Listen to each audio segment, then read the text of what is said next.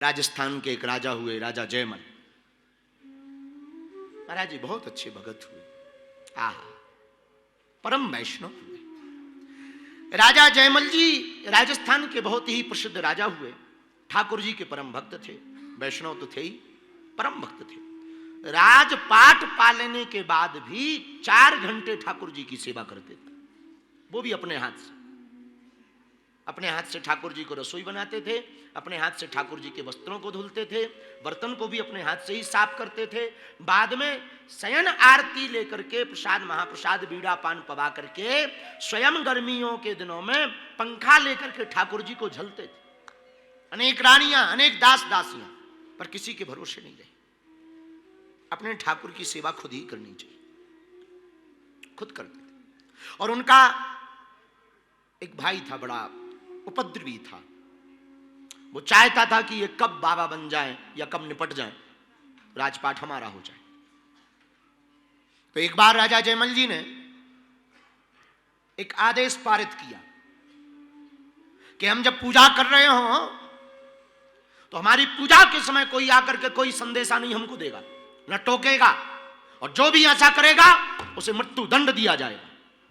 ये आदेश। 4 घंटे कोई नहीं आएगा, कोई भी आ जाए ठाकुर जी की सेवा के समय, कुछ भी हो जाए, मेरे पास कोई नहीं आए। अब आदेश पारित, तो राजा आदेश मान्य हुआ।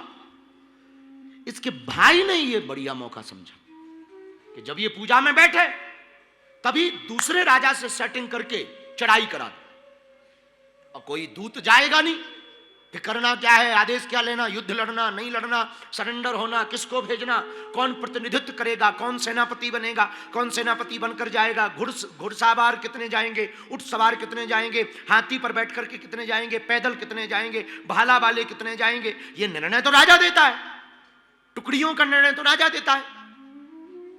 पर भाई को पता लगा कि ये 4 घंटा निकलेगा नहीं और ये बेहतर टाइम है आक्रमण कराने का, और ये मरा कि हम राजा बने। तो बगल के राज्य से कूटनीति के तहत साठगांठ बनाई। जब राजा जयमल जी भगवान की पूजा में बैठे, आक्रमण हो गया। और आक्रमण हुआ तो मंत्री छटपटाने लगे। सब दरवाजे पे लाइन से खड़े, मंत्री, महामंत्री, आचार्य, पुरोहित, सब खड़े, रानियां लुट गए। अब तो पर राजा तो दरवाजा बंद करके ठाकुर जी की सेवा में मस्त थे। और आज उन्होंने ठाकुर जी को 56 भोग कराया था। बीड़ा पवा रहे थे। कभी बीड़ा पवाएं, बीड़ा पवाते पवाते पान की पीक ना निकले तो ऐसे रूमाल लें, अपना गमछा, और लेकर के ठाकुर जी को ऐसे ऐसे लगाएं और बढ़िया ठाकुर जी को देखें। कभी चरण दबाएं, कभी हथेलियों को ठाकुर जी की ऐसी करें, और एकदम मस्त। और किस्मत की बात, आज इनका भाव और ज्यादा जगा तो 4 घंटे की जगह 6 घंटे लग गए, डूब गए भक्ति में। इधर आक्रमण हो गया राज्य पर। राज्य की सीमा के अंतर्गत नहीं, जो बगल के पड़ोसी देश के राजा ने युद्ध किया वो राजा के भवन तक आ गए, महल तक आ गए सामने। लेकिन पता नहीं क्या हुआ, मंत्री तो नहीं कुछ कह पाए और कोई लड़ने भी नहीं गया।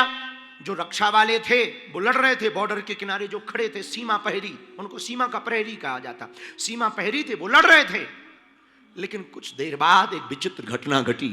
जो भाई युद्ध के लिए आया था दूसरे पड़ोसी राजा के साथ मिलकर, वो लहूलुहान होकर, लथपथ होकर दरवाजे पर पड़ा था, हाथ जोड़कर। राजा की जब पूजा हुई, भाव से बाहर निकले, भक्ति से बाहर निकले, तो दरवाजा खोला तो मंत्रियों को देखा, रानियों को देखा। तो राजा ने पूछा क्या बात है, और तुम सब यहां क्या कर रहे और एक साथ क्यों? तो मंत्रियों ने बताया कि क्या बताएं, जब तक आप पूजा में थे तब तक तो खेल हो गया। क्या हुआ? आक्रमण हुआ। अरे किसने किया? ऐसी ऐसी बात। अच्छा तो तुम लोग यहां क्या कर रहे? चलो। बोले युद्ध हो गया। युद्ध भी हो गया, हाँ, और सेना वापस भी हो गई। हाँ, कैसे हुई? तो जो भाई जो युद्ध लड़ने के लिए आया था, दुश्मन बन गया था, वो सामने पड़ा हुआ रो रहा था। तो राजा जयमल जी उसके पास गए। क्या हुआ भाई? अनुज क्या हुआ? उठाया, थोड़ा ऊपर किया, क्या हुआ? उसने कहा हमें नहीं था पता कि तुम्हारे पास इतने खतरनाक खतरनाक सेनापति। सेनापति? मैंने तो किसी को आदेश नहीं दिया, सेनापति तो हमारा यहां है और वो तो युद्ध लड़ने नहीं गया। भाई ने कहा झूठ मत बोलो, तुमने एक गुप्त सेनापति रख रखा है जो आज तक तुमने दिखाया नहीं दुनिया को, बहुत खतरनाक है, बहुत खतरनाक है। कैसा सेनापति? अरे बोले मेरे साथ हजारों की सेना थी, घुड़सवार थे, ऊंट सवार थे, हाथियों पर सवार थे, मैं खुद सवार था, मैं तुम्हें मारने चला आ रहा था, लेकिन मैंने देखा पवन की वेग से चला आ रहा एक घोड़ा, उस पर एक सांवला सलोना कोई व्यक्ति बैठा हुआ, हाथ में तीर लिए हुए, भाला लिए हुए चला आ रहा, एकदम मारता हुआ ऐसे मानो महामारी बनकर के आया हो। वो पूरी सेना को मार डाला। जब मैंने उसके चरण पकड़े तो मुझे छोड़ दिया। सेना को मार डाला, बस मुझे छोड़ा। राजा चौंक गए। मंत्रियों से पूछा कि अपने यहां ऐसा कौन सा गुप्त मंत्री है? बोले सेनापति है। तो पता लगा कि ऐसा तो कोई सेनापति नहीं। तो राजा भागा भागा अस्तबल में गया। घोड़ा कौन सा था? बोले तुम्हारा वाला बादल। और जब गए घोड़े के पास, घोड़ा पसीने से लथपथ, मानो अभी अभी दौड़ कर आया। रखा सिर पर हाथ, घोड़े को चूमा, खुशबू ली, पूछा फिर से भाई से वो कैसा दिखता था? बोले उसके बाल बड़े बड़े थे, कजरारी आंखें थी, भ्रुकुटी तनी हुई थी, मुस्कुराहट तो उसकी तीर से ज्यादा खतरनाक थी, नीलांबुज शरीर था, पीतांबर पहन रखा था, मस्तक पर तिलक था, और आज उसने बैगनी कलर की कोई ओढ़नी भी ओढ़ रखी थी। राजा भागा भागा जब मंदिर में गया तो ठाकुर के चेहरे पर पसीना की बूंदें थी और बैगनी कलर की ओढ़नी ओढ़ रखी थी। आंखों में आंसू भर गए और अपने भाई को गले लगा करके बोले पगले तू भाग्यशाली है, तू भाग्यशाली। बोले क्यों? बोले तुझे पता वो कोई और सेनापति ने, हम जब तक पूजा कर रहे थे मेरा ठाकुर खुद लड़ने के लिए गए, मेरा ठाकुर, मेरा गोविंद खुद लड़ने के लिए गया था। ये उसकी ही करामात थी भगवान की। तू भाग्यशाली। और उसकी बुद्धि परिवर्तित हुई भाई की, और उसने शरणागति ले ली और भाई से कहा तुम करो ठाकुर की सेवा, मैं देख रहा हूं तुम्हारी सेवा, आज से मैं तुम्हारा चाकर रहूंगा, मुझे ना चाहिए राज्य, मेरे पागलों। ये सत्य घटना है भक्तमाल जी की। यदि तुम भगवान के भरोसे रहोगे, दुनिया वाले तुमसे लड़ने आ जाएं, लाखों विपत्तियां तुमसे लड़ने आ जाएं, करोड़ों संकट तुमसे लड़ने आ जाएं, हम दावे के साथ कह सकते हैं जब करोड़ों विपत्तियां तुमसे लड़ने आएंगी तो तुम्हारी तरफ से तुम्हारा ठाकुर लड़ेगा, तुम्हारा भगवान लड़ेगा, तुम्हारा आराध्य लड़ेगा, तुम्हारा भरोसा भर प्रबल हो, तुम्हारा भगवान तुम्हारी तरफ से लड़ेगा। हमने कई बार एक घटना का जिक्र किया है, उत्तर प्रदेश की घटना का, आज हम फिर करते हैं।